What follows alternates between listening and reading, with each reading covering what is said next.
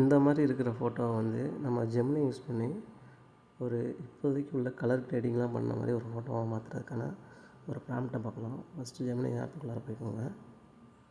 Next வந்து அதில் ஃபோட்டோஸும் ப்ராம்ப்டை நான் கமெண்டில் கொடுக்குறேன், அதை பார்த்து யூஸ் பண்ணிக்கோங்க. க்ரியேட் இமேஜ் கொடுத்துட்டு ஜெமினியில் போய்ட்டு க்ரியேட் இமேஜ் கொடுத்துட்டு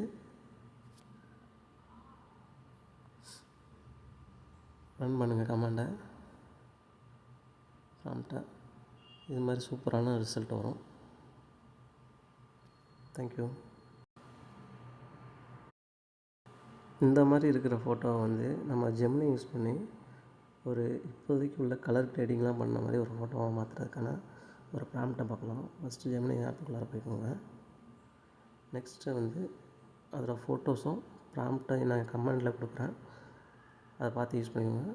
க்ரியேட் இமேஜ் கொடுத்துட்டு ஜெமினியில் போய்ட்டு க்ரியேட் இமேஜ் கொடுத்துட்டு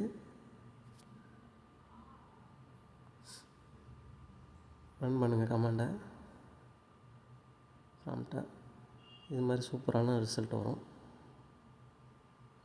தேங்க்யூ.